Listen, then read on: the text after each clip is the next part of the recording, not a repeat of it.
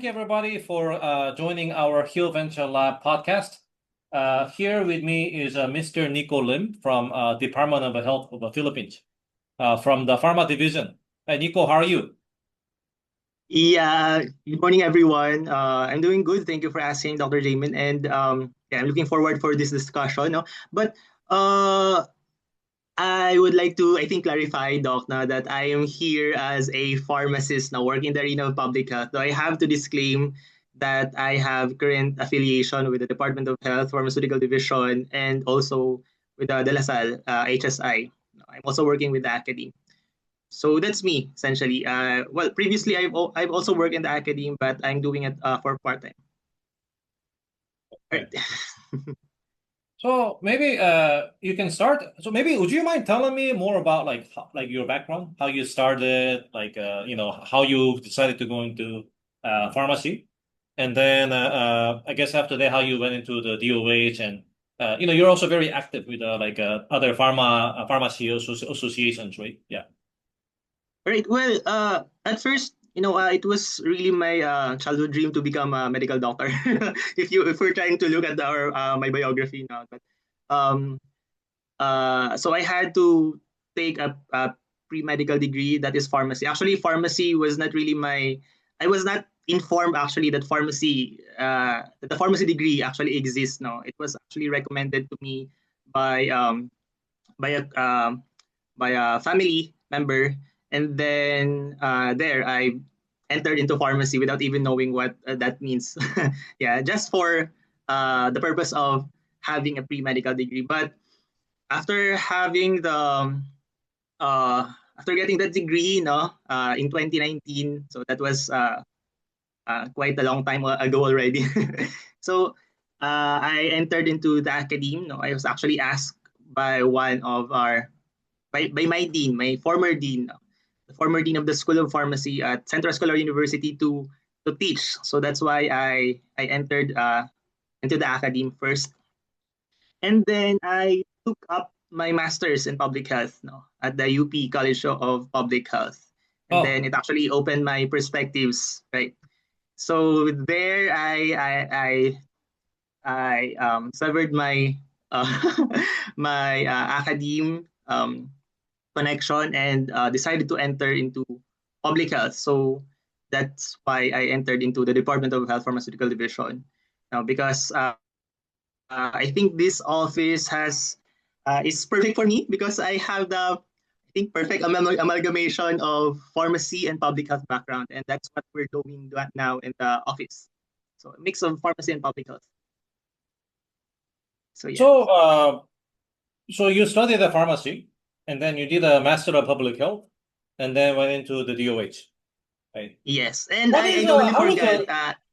the Yeah, go ahead.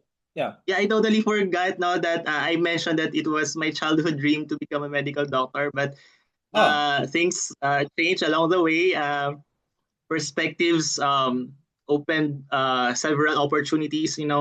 So that's why there was actually one advisor that told me that if you want to go into public health, because at that point when I took up MPH, I decided that I will be entering public health and not medicine.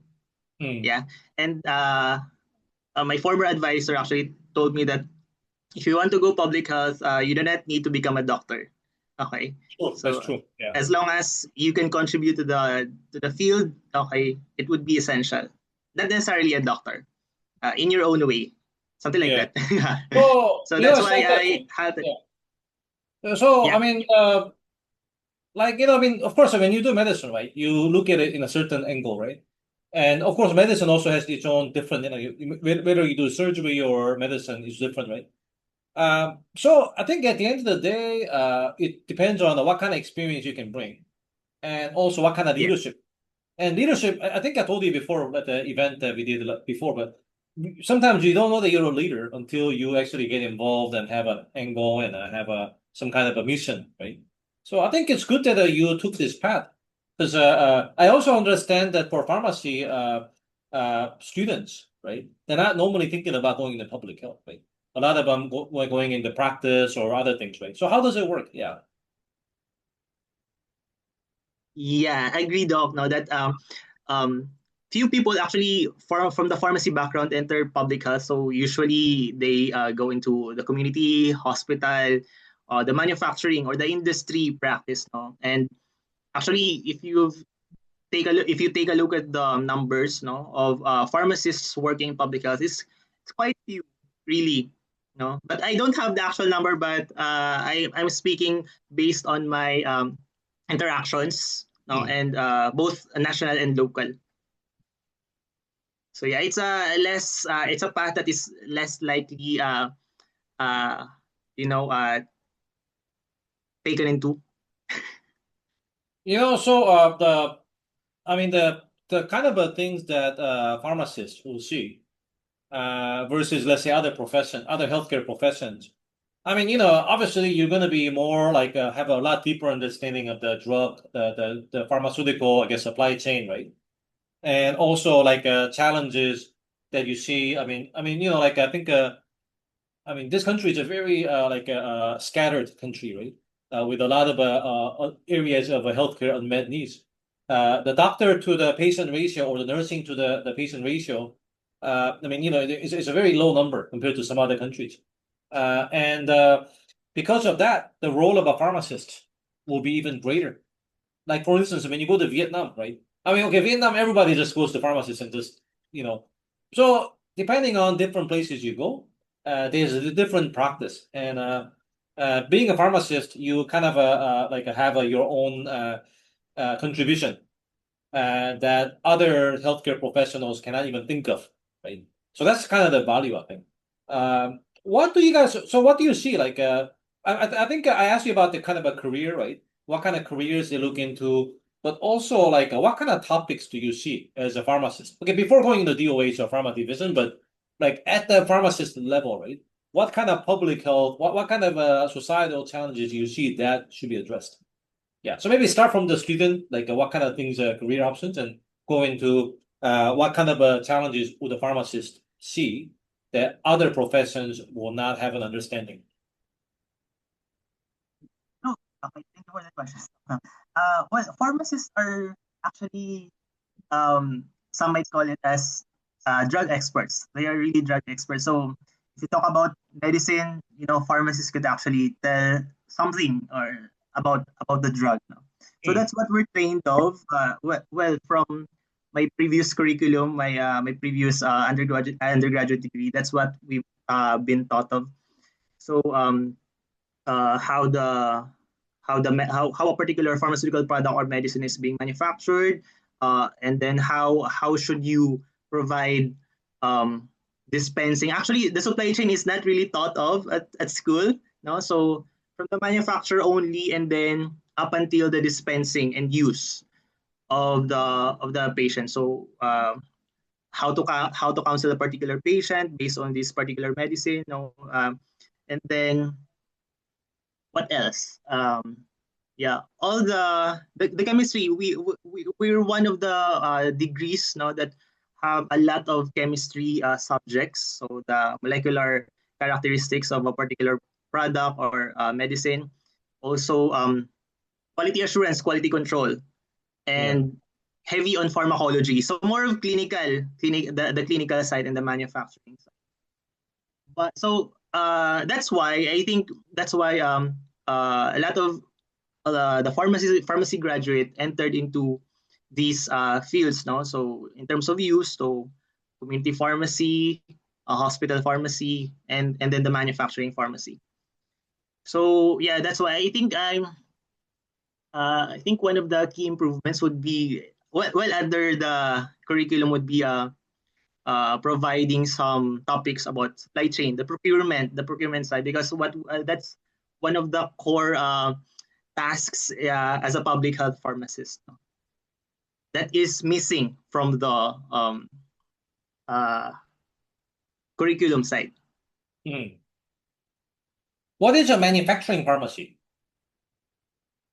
Well, we've been taught of the excipients, the active pharmaceutical ingredients, how you mix those ingredients, no, and then, well, from the pharmacy degree, we actually have internships Like we have internships for community, hospital, all fields that I've mentioned. So that internship is actually a way for the pharmacy students to view the actual practice now before they decide to what practice they should take on in the future. Actually, I think I told you earlier, right? I had a call with the UC Berkeley, the public health faculty, who attended our investor event and wanting to develop more life science ecosystem for the emerging markets. Actually, pharmacists actually could play a bigger role. I mean, all the biotech R&D, the drug development. I mean, if you have a pharmacist background, you really have a lot deeper understanding than even a regular medical doctor would, right? Because when you're in medicine, they're not. I mean, you cover pharmacology, but you don't go into that much depth, right? So Yes, and that's kind of a different career path, right? But of course, at the moment in our part of the world, that kind of a career path is not readily available. So we need to develop that. In terms of like a career, so what kind of a careers like do you normally see? Where do they normally? Community pharmacy is one, right? Maybe they go to hospital pharmacy. What's the people's typical choice? Yeah. I think you've mentioned it already, no, Dr. Jaemin. So that would be community. A large portion of pharmacists in the Philippines are actually working the two top most. So that would be community and hospital pharmacy. And then next would be, I think, the industry, the manufacturing side, and then you have the academe. And I think the last part would be public health. How's the split like? What do you mean split, Doc? Sorry. Like what I mean, of course, it's just ballpark figure, right? What would be the percentage of people going to community pharmacy versus a hospital pharmacy, etc.? Yeah. I think 30 or 40% both for hospital and community pharmacy would be the ballpark. So they're about the same each other. Yeah. Okay. Almost the same. And actually, based from your narrative earlier, Doc, well, I agree that pharmacists can really play significant role in the biotech because we have a lot of laboratory courses in our curriculum.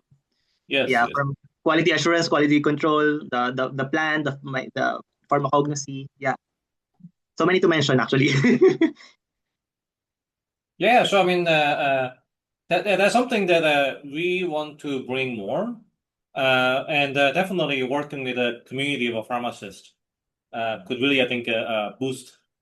I mean, because I mean the quality control, the clinical trial, I mean, like what kind of molecules. I mean, like the pharmacology side, manufacturing side, all this stuff is something that most other healthcare professionals will not have like understanding. Yes, agree. Unless if they're in that field, right? I know some pharmacists in Singapore who have worked in pharma companies and then went into investment and went into different, I think one works for AstraZeneca. So there are people like that also. So yeah, so I think there's a different career options, and of course, you'll be increasing. What are some of the challenges do you see normally now as a pharmacist? Let's say you graduated and then you're working in a community pharmacy or hospital pharmacy. What are some of the major? Well, I mean, you have like the Philippine Pharmacists Association, right? What are some of the major topics, some challenges that you face in the pharmacist community? Well, that's a bit personal if I'm the one. But yeah, I think my answer would be coming from a lot of hearsays and yeah, a lot of stories from my fellow pharmacists, right? So the number one concern would be the salary, yeah. Because Okay. if you compare the salary of the pharmacists, okay, in the Philippines from other countries, it's really lagging behind. No? Even if you compare it against the Southeast Asian countries, the neighboring countries, the salary of pharmacists are actually very low. Now, as I think, if I'm not so sure about this, but this is what I've heard. So that's just a disclaimer that a particular pharmacist working in a hospital pharmacy, a private institution, a private hospital, would have a salary of I think 15,000 per month. Imagine, so 15,000 per month, no? And then, yeah, I think that would be the lowest.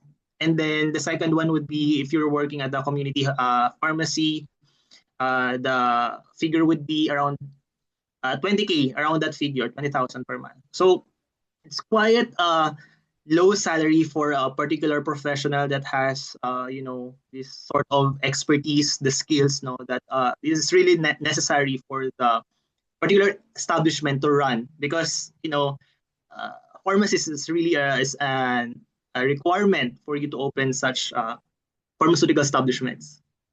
So yeah, So, I think that would that salary you quoted is a base salary when you first start your job, right? yes. Right. What if so sometimes the pharmacies change stores, they need like a licensed pharmacist in the pharmacy store, right? Those people maybe probably have some experience, right? They don't put a fresh grad pharmacist, as the licensed pharmacist in the store typically, right? So those people, what kind of a salary do they get? Well, the starting salary would actually if you're a fresh graduate, it would be lower. So perhaps I'm not so sure, but let's talk about community pharmacy. Sige, let's Yeah, talk about community pharmacy. Uh, yeah, the salary would, I think, be 18,000 if you're a fresh graduate. But yeah. if you're a pharmacist with I think 5 years of experience or so, I think that would fall under 25 to 30K. I'm not so sure, but I think that's the figure. Yeah, but other community pharmacies actually paid different for the license of the pharmacist. And So usually let's the say license fee is 8,000 or around that figure. 8,000 for what per month Yeah, for per having month. the license. The license only. But that's really well, other pharmacists or other pharmaceutical establishments that does not practice that. So it's a case to case basis. No? The separate salary for the um, license of the pharmacist. So let's say I go down to Mercury Drug, right? Or Watson, right? There's going to be I mean, how many pharmacists typically are in a store? Maybe one, right? Yeah, Or only one. rarely two, right? Just one, right? Yeah, Typically. Yeah. yeah. And then they have all these other support staff, right? And this person is probably going to be the highest paid in that store, right? And typically, I mean, normally Mercury Drug will not get a just fresh grad as the licensed pharmacist in charge of the store, right? Typically, you need some experience, right? I mean, I don't know. How does it work? Yeah. Well, I had my internship in Mercury back in 2016. Yeah, Hmm. that was a long 10 years ago. Oh, Hmm. and they actually hire Mercury Drugstore Corporation actually hires new graduates, no, because they are really in need of pharmacists. But in terms of managing, well, I've seen three personnel under that establishment. The one is the pharmacy assistant. The second one would be the pharmacist, and then the last one would be the manager. So there Yeah. would be a separate manager for that store, and not necessarily the pharmacist. But you can also have Uh, pharmacist manager okay. in some Okay. cases. And like, is there like a kind of a salary ceiling if you're a pharmacist in charge of the store?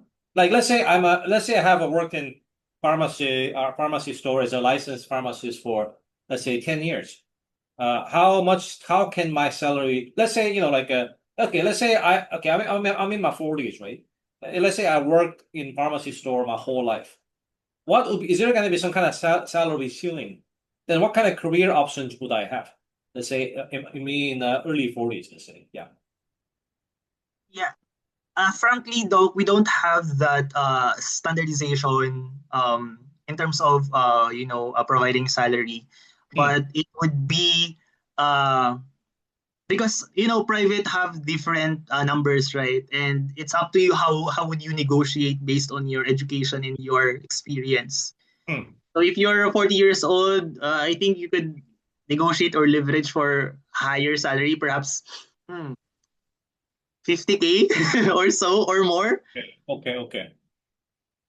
You can, I mean, but of course, the pharmacy store might say, oh, okay, we're just gonna find somebody young. How do you differentiate? How do you differentiate being a good pharmacist, a licensed pharmacist in charge, versus let's say somebody not inexperienced? What kind of things can you differentiate? Well, number one would be how to manage people.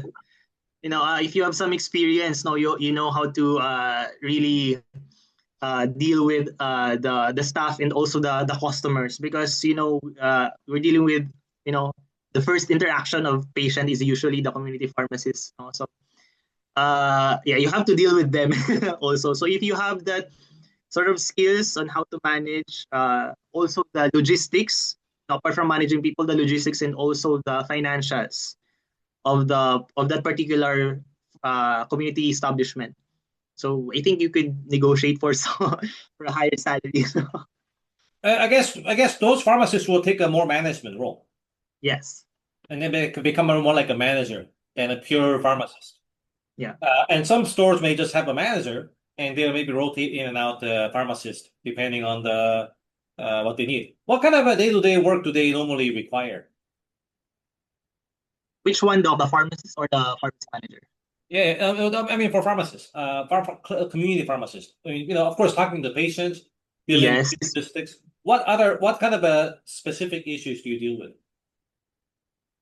Well, I don't think of others apart from dispensing, doc, because even the counseling of patients is now rarely done, considering that, if, for example, in the chain drugstores like Mercury or Watson's, you don't have time to counsel each patient. So, as a pharmacist, what you can do is help with the dispensing and help with the you know the financial part uh,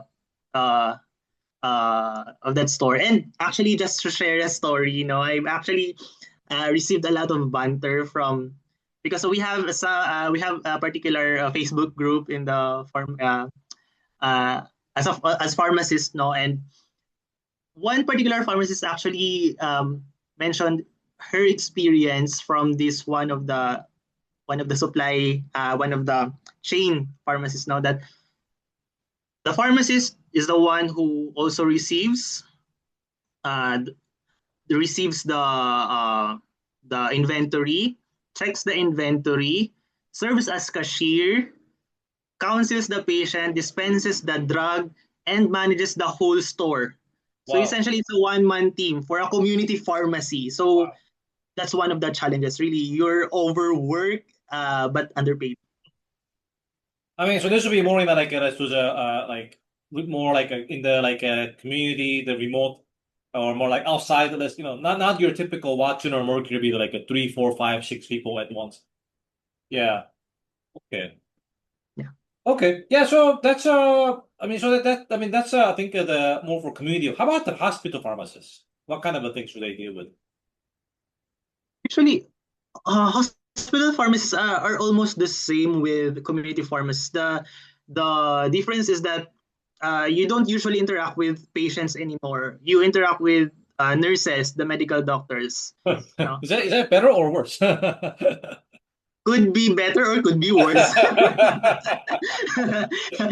Because different professions have their own standing, right? And there might times that you might get into uh, some sort of conflict with them. So, but usually, it depends upon the hospital's dispensing system. So you have the outpatient and inpatient, and a lot of hospitals does the unit dose dispensing or the OODs. And apart from that would be the compounding of sterile preparations and cancer medications. Now, for some hospitals that are capable of doing that.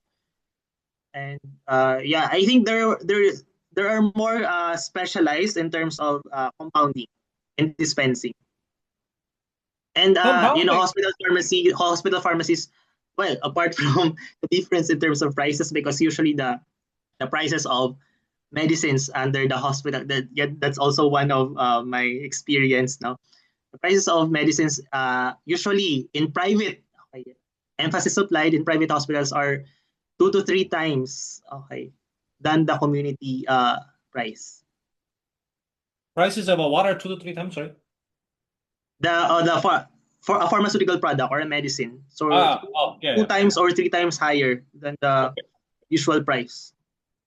That's what I I observed. And also, yeah, I think that would be it. Sorry. Okay. Yeah, so I guess yeah, I mean hospital pharmacists will get more, I think, a bit defined. While like the community pharmacist will be more like you have to kind of manage multiple things. Uh, Yes. how about okay, so then moving on to the other pharmacist career options like public health or maybe working for industry. What kind of roles do they play? Uh, for the industry side, there are a lot of fields under that domain, because you have the manufacturing side. Now, under the manufacturing, you could be under the quality control or the quality assurance. You could be under the warehousing, monitoring humidity, temperatures. You could also be under the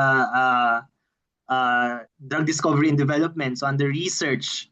You could also be under the, what do you call this, the registration of the particular medicines under the FDA. So we call them regulatory pharmacists. And then, yeah, I think that would be the essentially the work of regulatory pharmacists now working in the industry. So basically, they work as a regulatory pharmacist for like pharma companies. Yes, Okay. Okay. Or R&D or other things. yes, Okay. on different capabilities, no. And lastly, well, you have the academe, no. You teach what you teach the students, no. And then for public health, well, public health, it depends also, no. This is the field that I actually have passion of, I think, for now.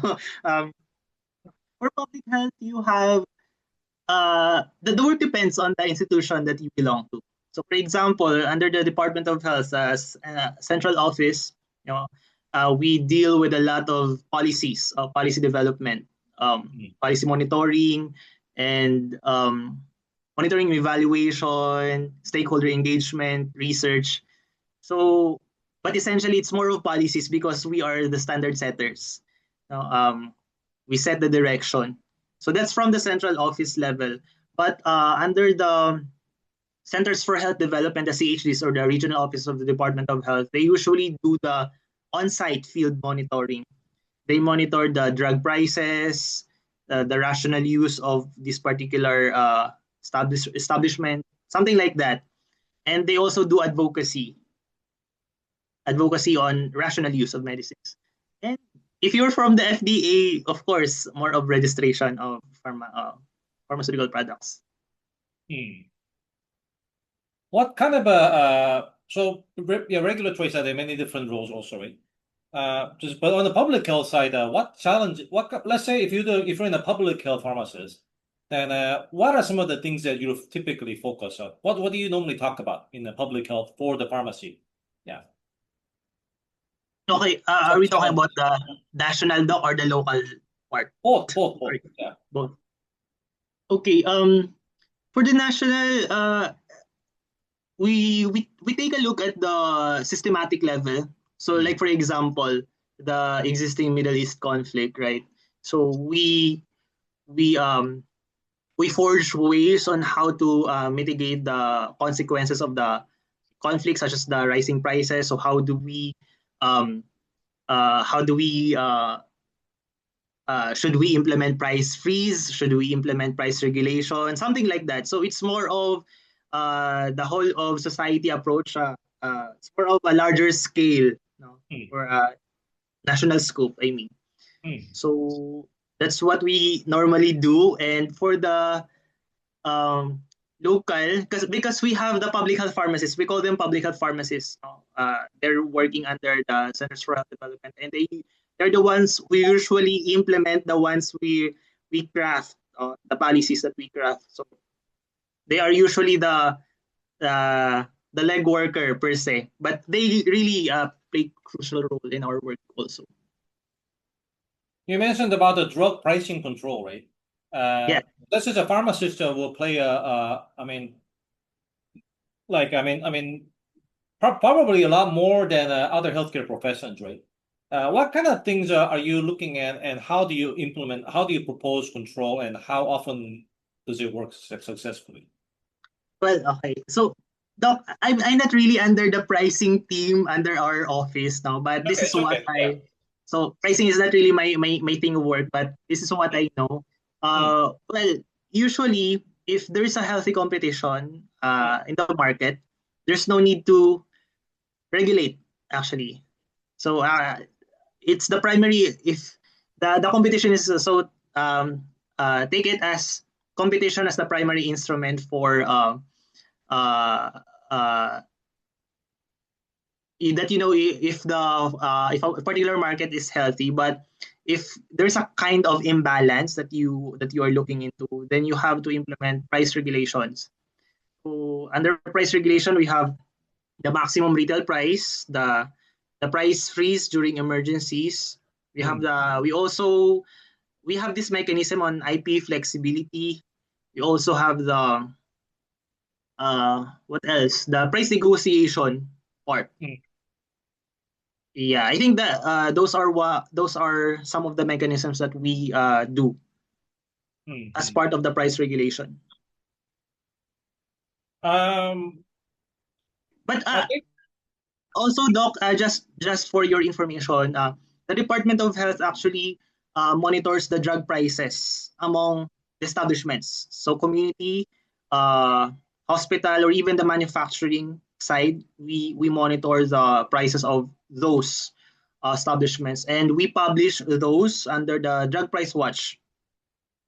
Okay. We only publish the ones that are retail prices. So patients could actually go there and see for themselves the emerging or the current drug prices within the market.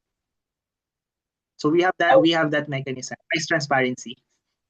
When these guys when these pharma companies when they change drug pricing, do they normally notify you, or do they just do it and then you have to go and find out?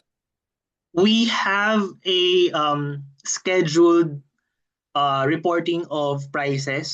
Hmm. So it could be quarterly or biannually or annually. Oh, they have to give you a report, right? Yes, Okay. yes. Okay.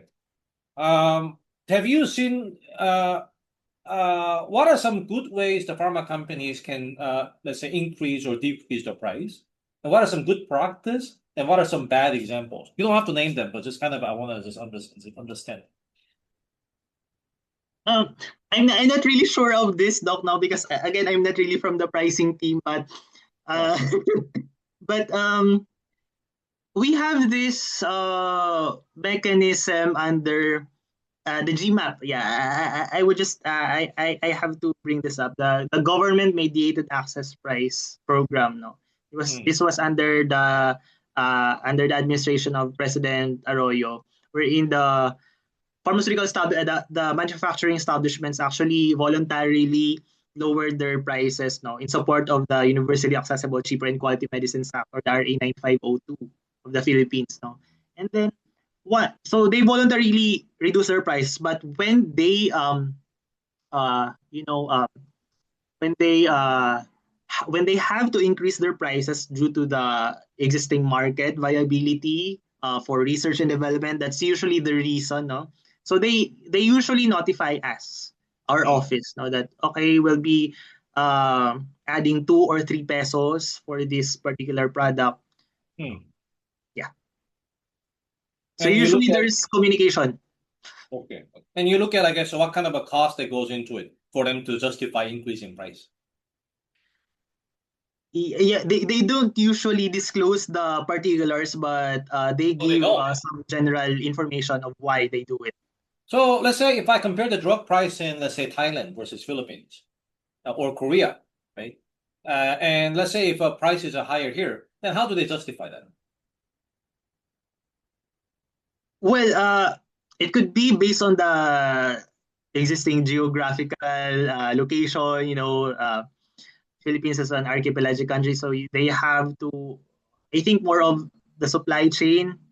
So impose more fees for that. So that's under the supply chain, but under the manufacturing side, there are a lot of factors. Perhaps the cost of ingredients of APIs going to the Philippines, etc., or the manpower getting more salary or something like that. How about the idea of a compulsory licensing, right? Certain drugs, maybe the price would be outrageously high, so you have to kind of put a stop. But then that infringes on the drug, I mean the drug company's patent, right? How do you navigate? I mean, have you had experience, or has Philippines had experience with something like that? Okay, we're talking about compulsory licensing, Doc, Yes, right? yes. Yeah, the under this is actually an intellectual property mechanism. When you say the special the compulsory licensing is actually indicated under a particular law, that is the RA 9502. So it is usually done no for a patented product. No, usually the Director General of the Intellectual Property of the Philippines exploits the patent of the particular manufacturing company, no, for the benefit of the population. Uh, so it happens in some circumstances. Well, in the Philippine side, I've been informed that there was one product that was actually tried to be under the compulsory licensing, but it was not pushed through for some reason. So Hmm. so far there are zero zero Okay. drugs that has undergone compulsory licensing. So that mechanism has not been used ever in the Philippines yet. Okay. What other tools, what other regulatory mechanisms can you use to, I guess, I mean, your goal is, I guess, of course, to control the drug price, but also make sure it's fairly accessible. I mean, things like that, right? So what kind of other areas, what kind of other strategies do you normally see at the regulation from the pharma side? Yeah. Well, I think I have to mention two only because there is this is one of the or these are two of the popular ones. So the first one would be the MRP, or the maximum retail price. So Mm-hmm. for this part, the government set a maximum price for retail pharmacies. No, so they cannot go over that ceiling because they can be sanctioned with administrative ones. No, they could provide fines for overreaching that price ceiling. No, so that's one. So we have actually for the maximum retail price, we have two policies under that, and under that policy, it has undergone I think 100 plus molecules, 100 plus molecules. So that would be 200 plus formulations or so, under the maximum retail price. So for that, again, we have the public health pharmacist that monitors the prices of these community pharmacies. So they cannot go over the MRP. And then the second one would be the price freeze during emergencies. So when there's a typhoon and the president of the Philippines or the local chief executive of a particular locality declares, okay, once there is a declaration of national state or a state of emergency within the national or local area, there's an automatic price freeze now. And it is usually us, the DOH, and the DTI that monitors the prices of these establishments. So the MRP issue can be, I mean, you check at the community pharmacy level, like, Yes. but I mean, it can sometimes be the drug price increasing the price, or maybe the community pharmacies say, hey, we want to have more margins. Like, do you see both cases? And how do you control that? They can set their margins as long as they won't go over the maximum retail price. So yeah, that's our only rule, no. No, because again, it's up to them actually. Again, we have to go back to competition. So if this particular community pharmacy has higher price than the other ones, then usually patient would go over to the ones that has lower price. But again, both of them cannot go over the maximum the MRP. So MRP is actually implemented both public and private. So Yeah. yeah. You as a pharma division, you probably engage a lot of industry players from pharma Yes. companies, etc. Yeah. Obviously, their interest, I mean, they're trying to make a profit, right? I mean, they're also trying to sustain and make a profit. So what do they do to what kind of leverages do they have to maintain a price level without going too low? I mean, what kind of strategies do they normally engage with you guys? How does it work? But for one, they're actually, since you mentioned the industry, they're they're strongly against the MRP because that would mean less profit for them. No. Hmm. So actually, one of the discussions that the industry has mentioned is that MRP is like a sword hanging on their head, no, waiting to be pushed through or something like that. So Hmm. it's a really bad thing for them, no. So they don't want MRP. So that's one. And then in terms of engagement, well, we do have. I think I mentioned this long time ago. The Hmm. advisory council for RA 9502. So they they usually they actually partake in our discussions, no? Not only for prices but the totality on access to medicines. So the Philippine National Drug Formulary, like for example, the existing nomination for the National Drug Committee, they could actually nominate some of their uh, chosen ones, no? So yeah, we have a lot of engagements with them, no? Because again, pharma industry is the key players in our system. Hmm. Okay. How do you also ensure, right? I mean, Philippines is also very broad, right? Of course, a lot of even on the health service provider side, I mean, they normally try to congregate around Metro Manila or Metro Cebu or Metro Davao. How do you ensure that the drug, I mean, the pharma products are not just being concentrated in one area and evenly distributed? I mean, because let's say if I'm a pharma company, right, and I'm selling, let's say, a certain molecule, of course, I would prefer to sell it with that gives me the biggest return. Obviously, Metro Manila will be a lot easier than, let's say, if I do this in Sarangani. I mean, like, what am I going to do in Sarangani, right? But sometimes you need a drug in that part of the region as well. So how do you ensure, like, I guess, equitable access, like as a regulatory agency? How do you manage that?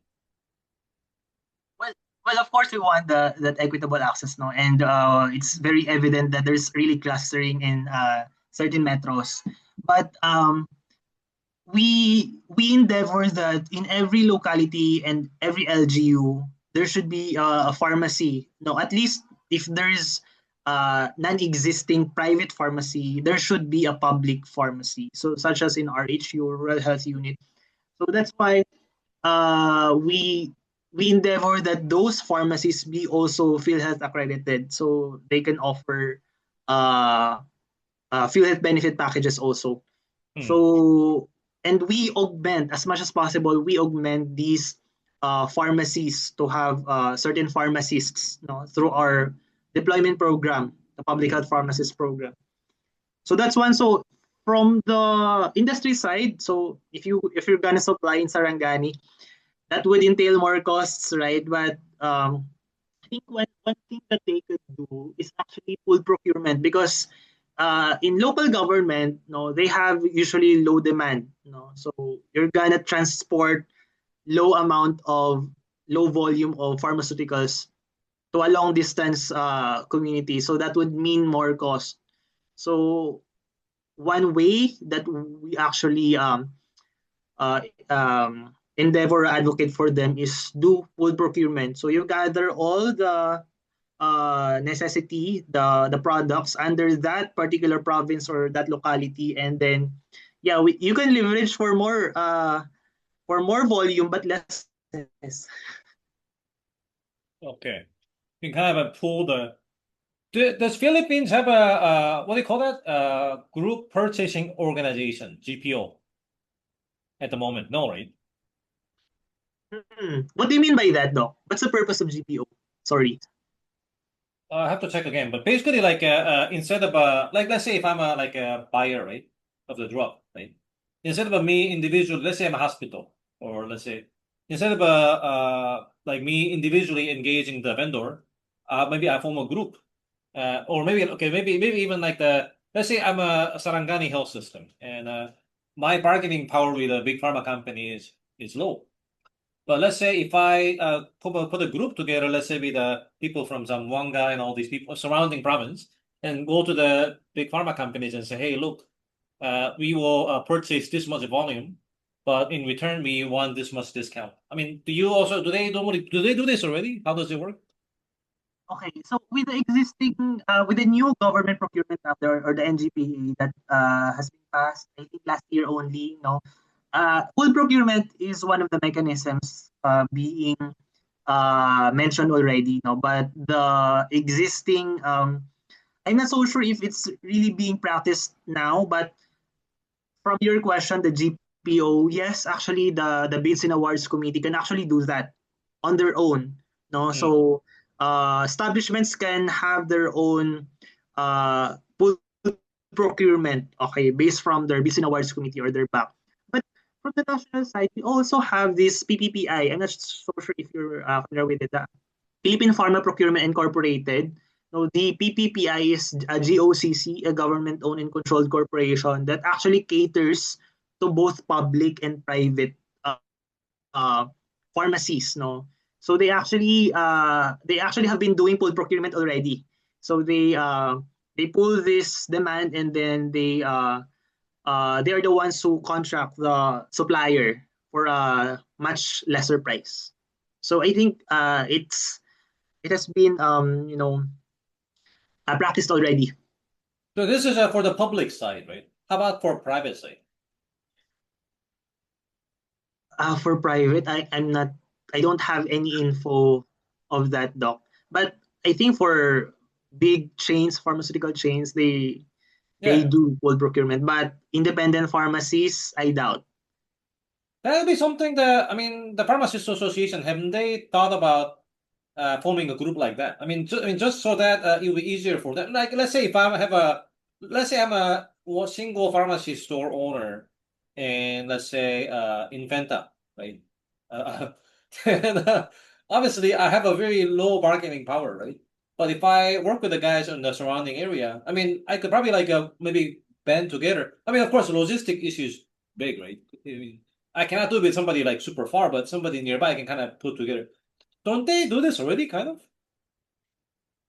I'm not so sure, doc, but we have an association for pharmacists, independent pharmacies. So it's an association that does not include chain pharmacies such as Mercury and Drugstore. So that is called the Drugstore Association of the Philippines, or the DSAP. So I I could actually ask the president of the DSAP, no, but if they're already been doing this mechanism, so that uh, they could actually, so that they could leverage this opportunity and talk to the PPMA, or the Philippine Pharma Manufacturing Association. So yeah, I could open that discussion in our next meeting. No, for I mean, I'm just like brainstorming. I'm just curious. okay, okay, okay.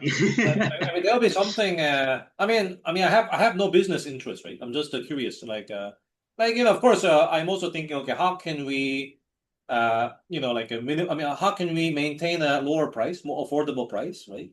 I mean, in line with the other countries in the region, right? I mean, why Philippines paying so much, right? I mean, of course, every molecule be different, but we want to minimize that, and also accessibility. I mean, those are the two big problems that I mean, if we can solve just those two, that's already a big win, right? So Yeah. yeah, I'm just thinking what could be done.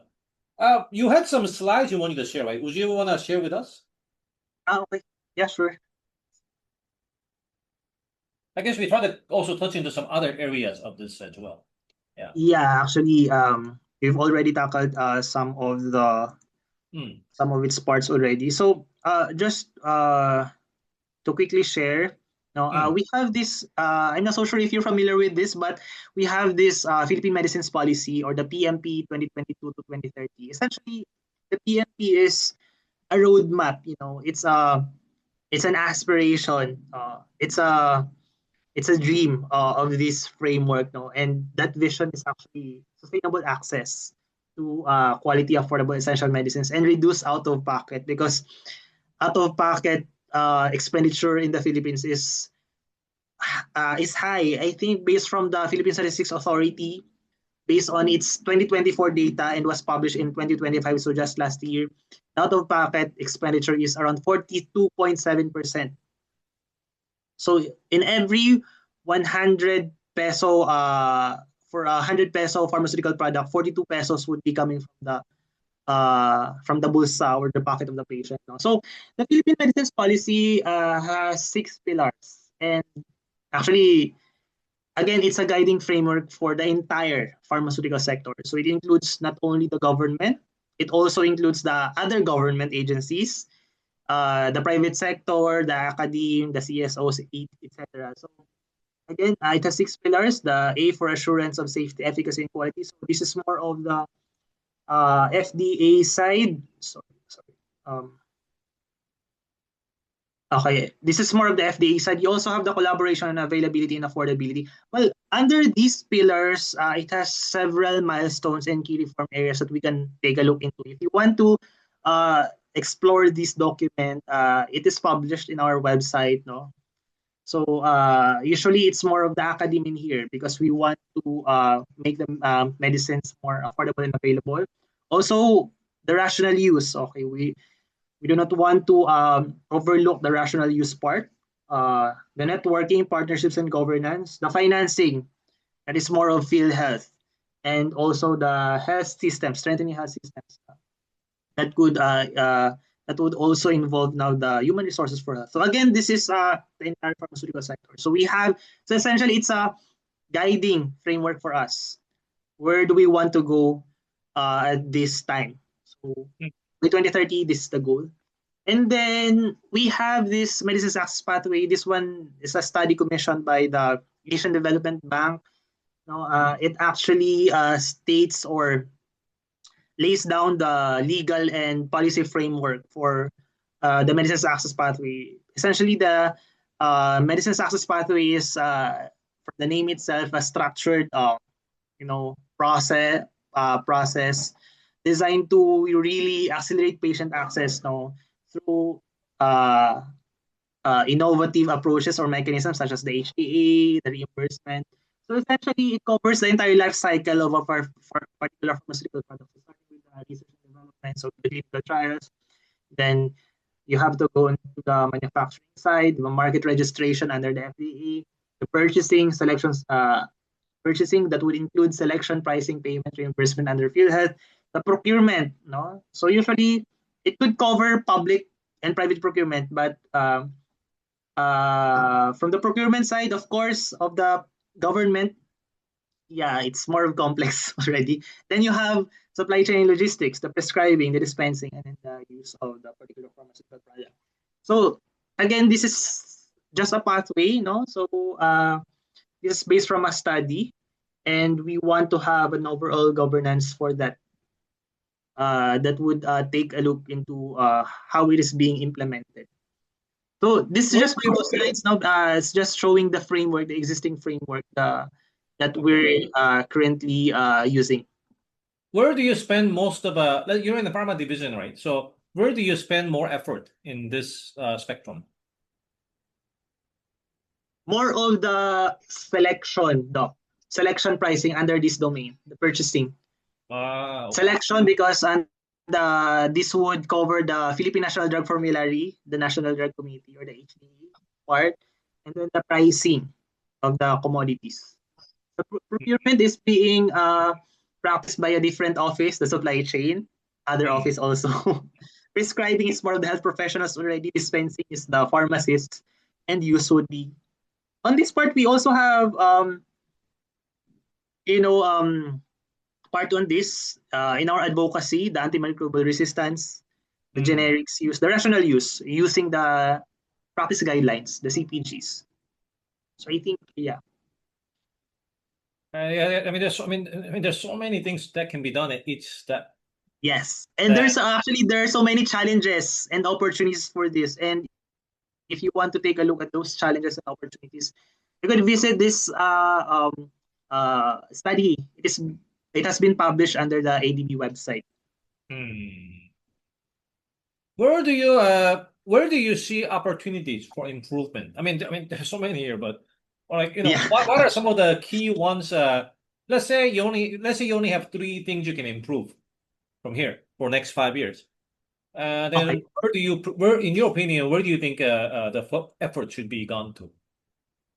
Well, with the existing challenges now that is really evident and is being felt by the public is in terms of market registration from the FDA side. As you all know, there's a lot of backlogs already. So if I think the efforts are already ongoing now to expedite the processes. So that would be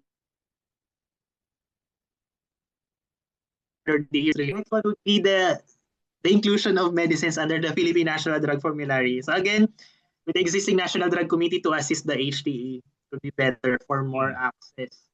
And also modernizing. So the top 3, so that would be top 1, FDA, top 2, the inclusion of meds in the PNDF selection. And the top 3 would be the supply chain and logistics. Again, the news, rampant news has, as we can see, expired and undelivered commodities, or overstock or understock. So perhaps, because if you take a look, the Department of Health really does. I'm not so. The Department of Health doesn't have really technical expertise for supply chain. It's usually the expertise of the industry. They have more modernized systems for that. So perhaps if the Department of Health could have third-party logistics or 3PLs, we let the industry do the job, the supply chain job, and we focus on what really matters. So on the health side, yeah. Okay, so those are 3 areas that you think could go. A lot of investment could go into. It's funny because like from the biotech, like I told you I was in a call earlier about biopharma, R&D. We are talking about spending a lot of money in the top. I mean, from the developed market point of view, okay, we have to come up with the new therapeutics, and of course, that's where you make the best return, right? Of course, maybe some of them might be going into investing in manufacturing. Not so much.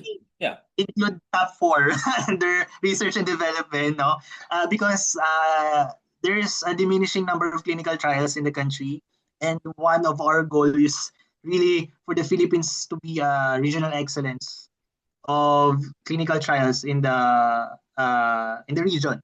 So we want more clinical trials in the country, and we want more local development, local manufacturing for self-sufficiency. Do you think investing in the local manufacturing R&D could solve the problems downstream? Or probably not? What do you think?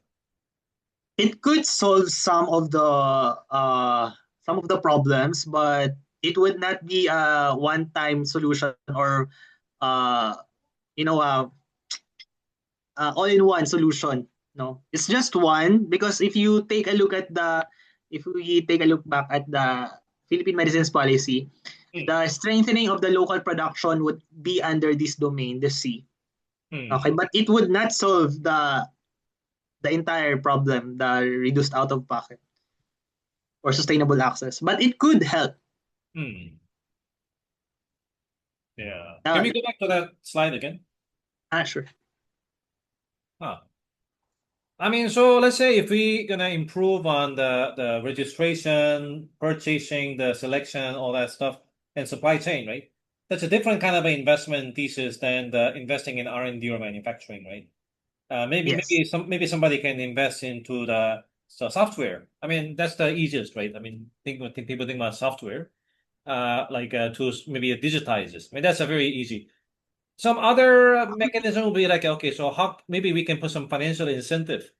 So let's say if we are able to register these products quicker, then there's some incentive, maybe like in a like some kind of a reimbursement to the I mean maybe the stakeholders involved. There's be different incentives to get these guys to move faster, right? Maybe let's say like regulators, of course, their incentive is to minimize the risk, right? What would be the upside, right? Let's say if they manage to, okay, let's say some pandemic happens again, and if the regulator is able to get this out quicker in time, and we save this number of people, maybe there are ways to get the regulators, rewarded. I mean, not in a illegal way, but like a legal way, like proper mechanism to kind of give them like kind of like when you're running a business, right? Let's say you're investing into some company, then you want the CEO to do the job well, and if you make a certain milestones, then you get paid.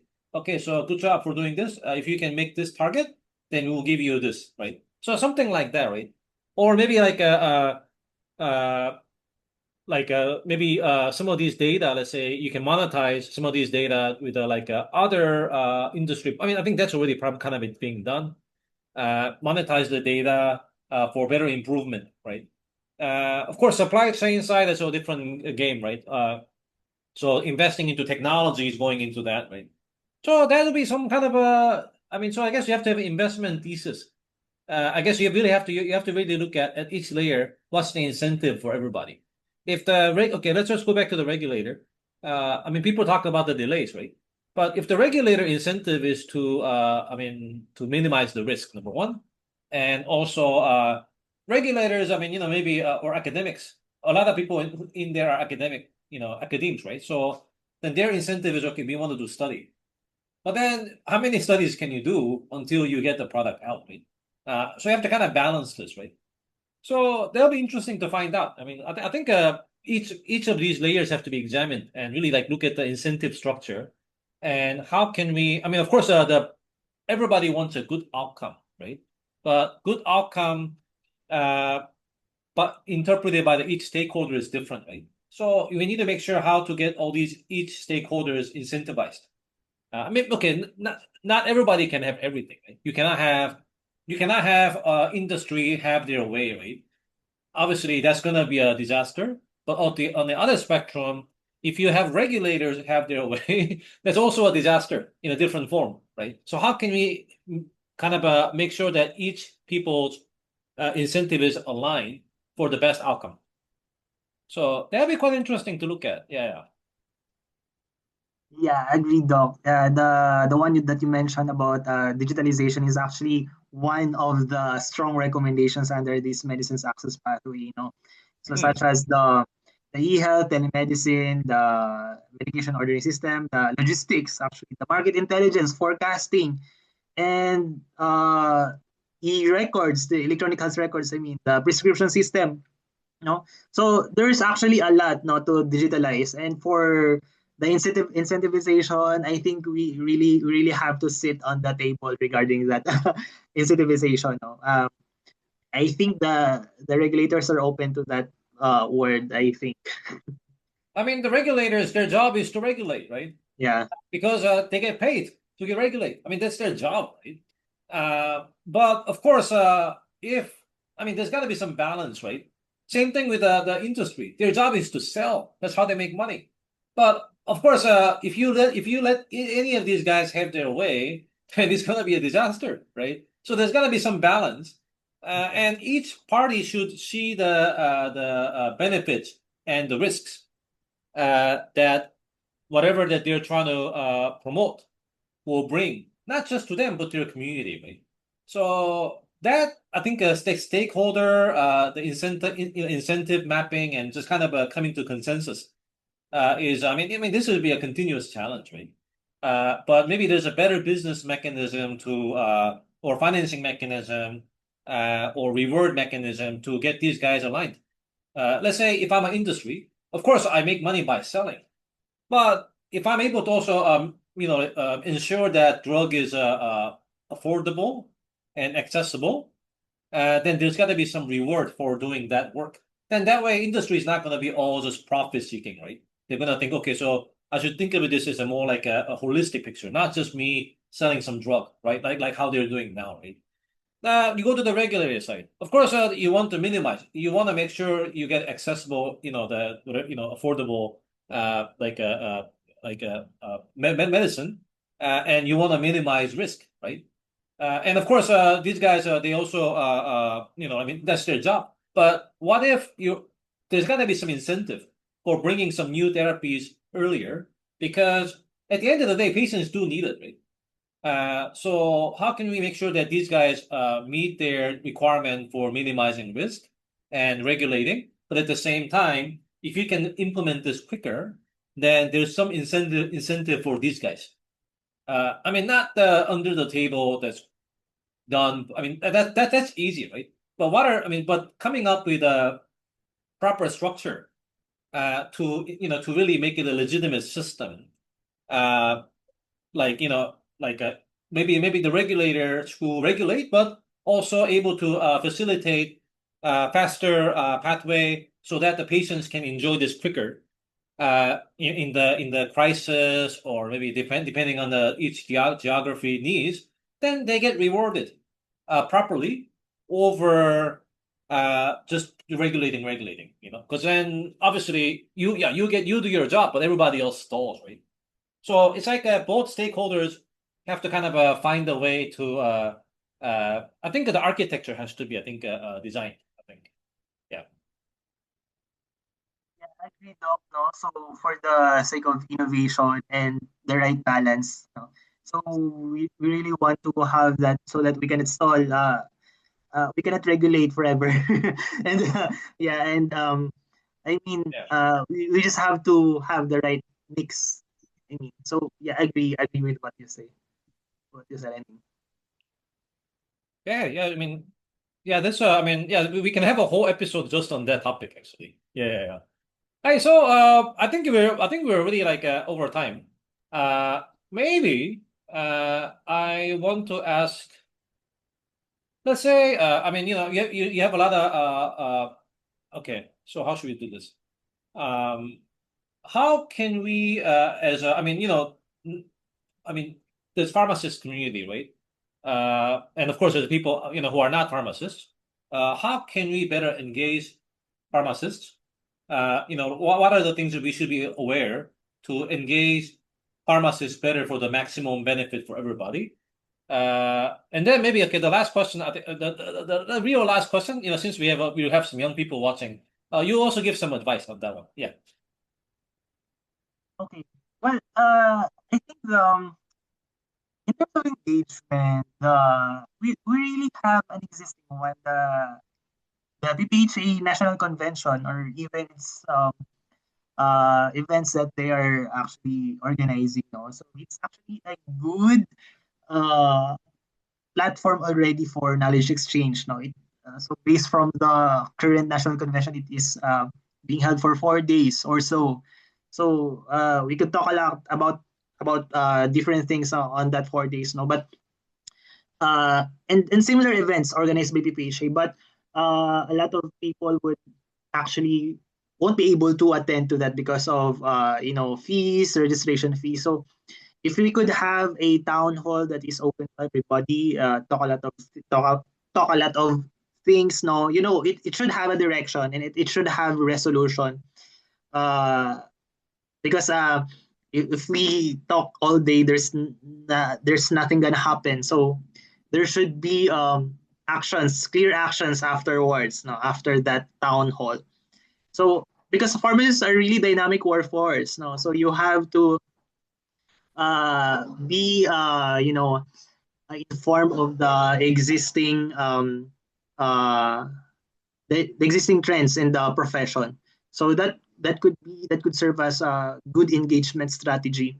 And then for my what do you call this? So for that you have to consider, because pharmacists are diverse professionals. So you have to take a look at their desires, no, from each domain, community, hospital, whether community hospital, manufacturing, or the industry, the public health. So that would be my recommendation. And for my message to the The to next the generation.